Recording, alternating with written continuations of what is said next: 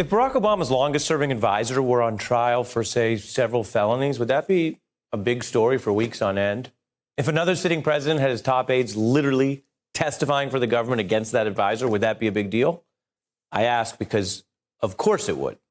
But in 2019, this does feel like just one more happening that might not even make the top 5 things that go on today. And yet, this is important. And there were more damning disclosures at the Roger Stone criminal trial today, including links back to Russian activities that apparently remain even redacted in the Mueller report. Now, for context, just remember the top 2 officials of Trump's 2016 campaign have already been convicted of felonies, Paul Manafort and Rick Gates.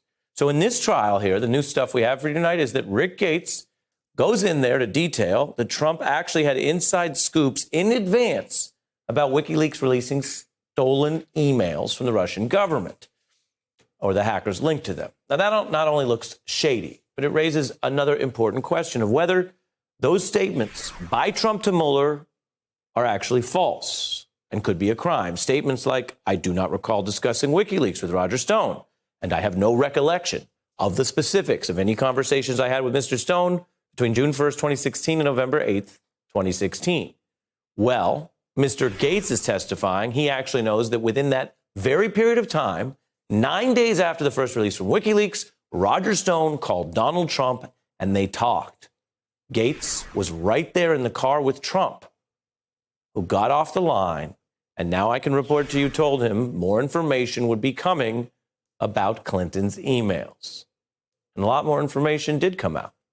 Now, the legal issue in the Roger Stone trial is, to be clear, relatively narrow. Did he corruptly obstruct the probe? Did he criminally tamper with a witness? But the evidence that is now being overturned in pursuit of those answers, I could tell you it is getting broader and broader and broader. And now it's even speaking to leads that Bob Mueller's own investigators apparently pursued right up to the edge of testing whether there were any potential charges related to those famously hacked emails, as well as how WikiLeaks did what it did. So we are getting out to a whole nother place. As for the trial, closing arguments are now set for tomorrow. I want to bring in MSNBC legal analyst and former federal prosecutor Glenn Kirshner, who's actually worked directly with Bob Mueller and has been following most of the Stone trial as an analyst for us, and senior politics correspondent for Vox, Andrew Prokop, who's also been inside that courthouse for the Roger Stone trial and was in there today for the testimony of Rick Gates. Good evening, gentlemen. Good evening, Ari. Glenn, I want to start big and wide. What does it tell you about the larger issues beyond the actual narrow case against Mr. Stone that these prosecutors, including a former Mueller prosecutor, are ladling out to the trial and thus to the public these bigger leads from the emails? Yeah, a couple of takeaways, Ari, if we kind of pull back to 30,000 feet.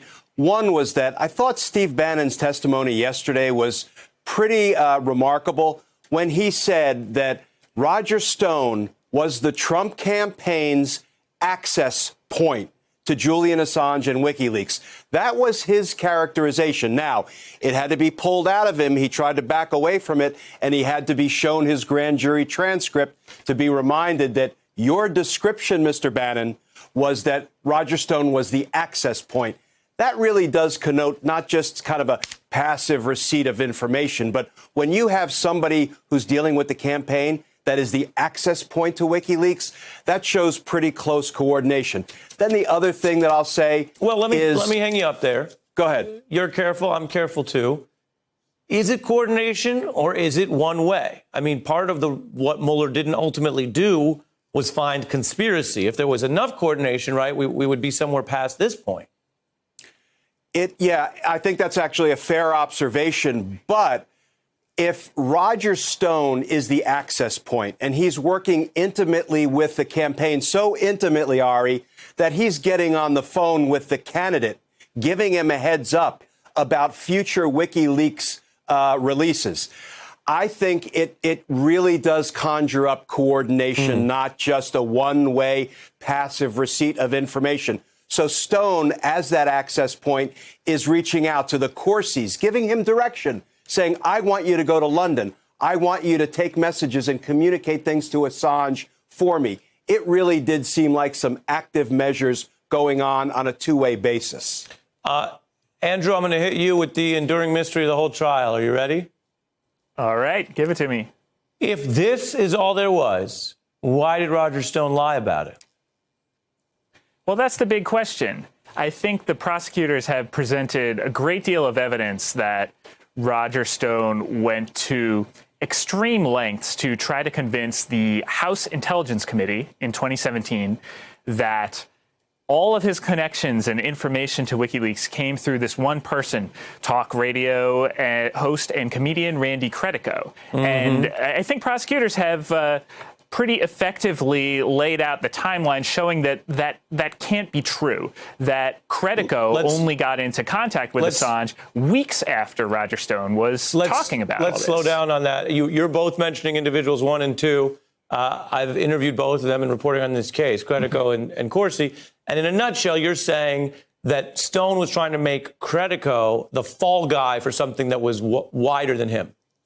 Yes, the patsy. And now we learned today from Rick Gates that all the way going back to April, Gates testified, Roger Stone was telling him in private that WikiLeaks had damaging information coming. He said it again in May, according to Gates, and again in June. But here's the thing about that. I get why people look at this and say, well, forget these folks, or they want to think negative things about Roger Stone, who has invited plenty of negative portrayals.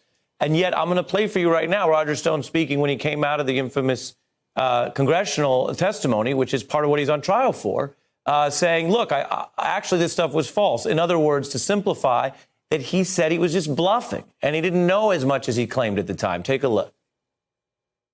I made the case that the accusation that I knew about John Podesta's email hack in advance was false, that I knew about the content and source of the WikiLeaks disclosures regarding Hillary Clinton was false. Andrew?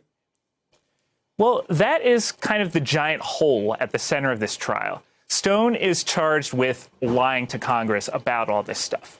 And so the arguments have focused on, whether what he said to the House Intelligence Committee was true or whether it was false.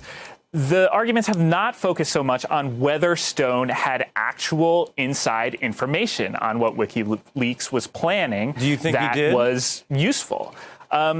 I think, for him to go to such lengths to create a cover-up like this, to apparently hide the role of Jerome Corsi, it raises questions about why he would do that if there really was nothing to hide. So However, of course, they have not presented the case.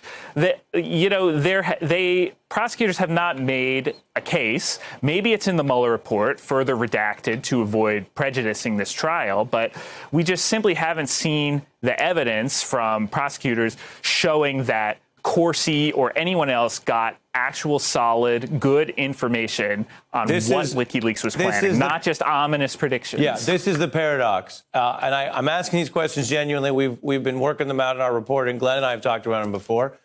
If you didn't do it, why'd you cover it up?